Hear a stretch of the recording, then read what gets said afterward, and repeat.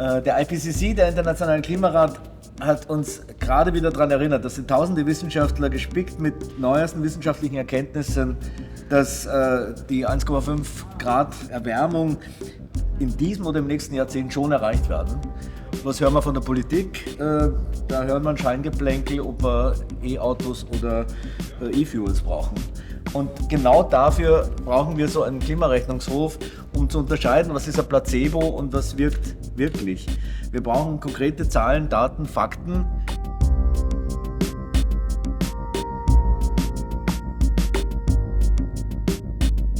Wir haben seit unserem Aufruf Klimaschutz braucht Kontrolle enorm viel Zuspruch erhalten. Was machen wir jetzt mit diesem Interesse an der Idee des Klimarechnungshofs? Im Moment erzeugen wir gnadenlos Strukturen, die extrem schwer zu dekarbonisieren sind. Nach wie vor werden Gebäude gebaut mit viel zu hohem Energieverbrauch fürs Heizen. Überall hier wird eigentlich öffentliches Geld, unser aller Steuergeld verwendet, um Strukturen zu erzeugen, die nicht klimakompatibel sind. Und auf der anderen Seite setzt man sich Klimaziele. Das ist total schizophren. Wir sehen, dass Straßenprojekte, die fossile Energien fördern, weiterhin geplant werden. Wir sehen, dass die Gaslobby sich in Österreich trifft. Wir sehen, dass der Nehammer gerade zum Autogipfel einlädt. Und nichts passiert in Richtung erneuerbare Energie oder Klimaschutzmaßnahmen. Es braucht jetzt Handlungen, um das 1,5 Grad Ziel überhaupt noch einhalten zu können. Und für den heutigen Tag können wir uns, denke ich, genau diese beiden Dinge vornehmen.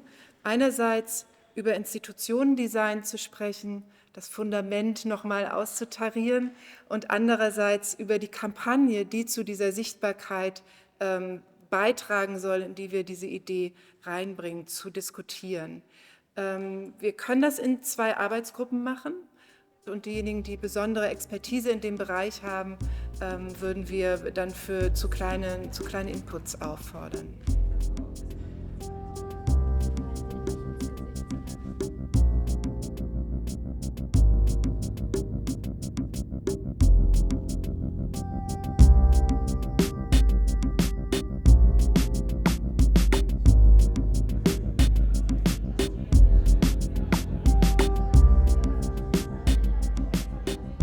Wie soll der Klimarechnungshof eingebettet sein im bestehenden Institutionengeflecht? Warum ist so eine unabhängige Prüf- und Kontrollinstanz wichtig und dringend?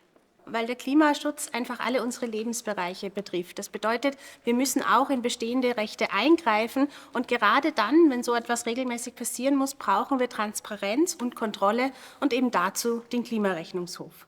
Er soll unabhängig angesiedelt sein auf Ebene des Nationalrats. Von der Idee her dem Rechnungshof gleich, aber doch mit sehr viel breiteren Auswirkungen. Der Klimarechnungshof war ja von Anfang an eine Idee, das vom Volk ausging, vom Volksbegehren und nicht etwas, was irgendwann mal hinter verschlossenen Türen in einem Ministerium beschlossen worden ist.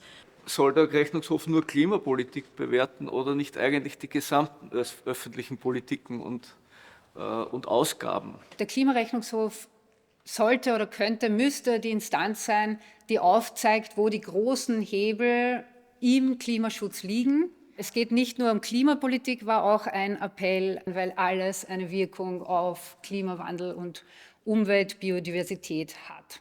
Es geht jetzt um die Kampagnenstrategien. Wie können wir Öffentlichkeiten schaffen und Druck auf die Politik aufbauen? Wir brauchen für einen Klimarechnungshof ja eine Zweidrittelmehrheit. Dann muss die Regierung einen Gesetzesantrag einbringen und die Opposition nach Verhandlungen muss da mitstimmen.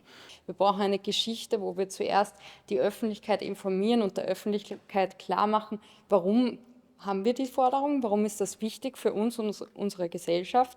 Und dann, wenn dieses Bewusstsein da ist und die Forderung auch von den Menschen getragen wird, dann müssen wir die Parteien dazu bringen, auch Zugeständnisse zu machen, zum Beispiel während dem Wahlkampf, dass man Parteienbefragungen zum Beispiel macht und dann schon auf Zugeständnisse hofft. Es gibt auf der einen Seite natürlich das sozialpolitische Narrativ, das wir brauchen, um die Arbeiterinnenkammer und die SPÖ an Bord zu holen. Wie kann man die soziale Frage mit der ökologischen Frage verbinden? Wir wollen über gesunde Ernährung reden, die lokal zu uns kommt, die Flächen für Energie vielleicht zu verwenden statt für Futtermittel.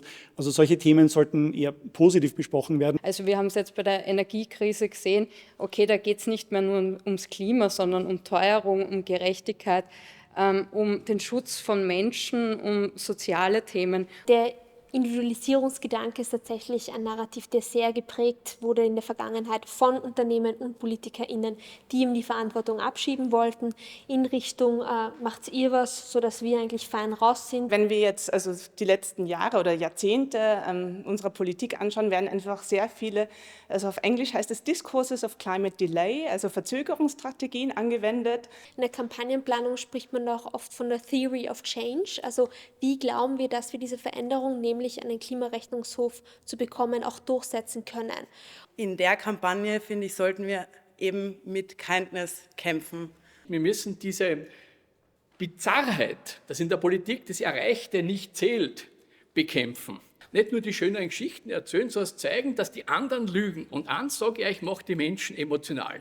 Niemand will belogen werden. Warum werden wir so streng überprüft und die Politik aber nicht? Ich würde euch bitten, darauf zu antworten jetzt, also sozusagen Kindness oder die harte Tour. Ja? Ich glaube, in der Frage, wie man Politikerinnen und Politiker abstrafen kann, wenn sie tatsächlich sich gegen den Klimarechnungshof stellen, können wir durchaus kreativ sein.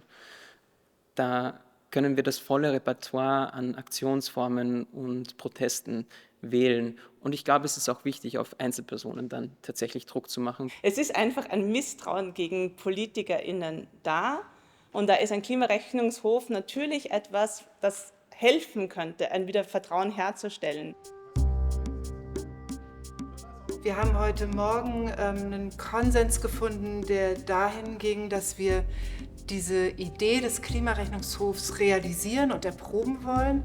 Wir suchen jetzt 3 Prüffälle, die zeigen, ob die gewählten Maßnahmen die Klimaziele der Regierung auch erreichen. Reicht eure Vorschläge für Prüffälle ein auf unserer Website klimarechnungshof.jetzt.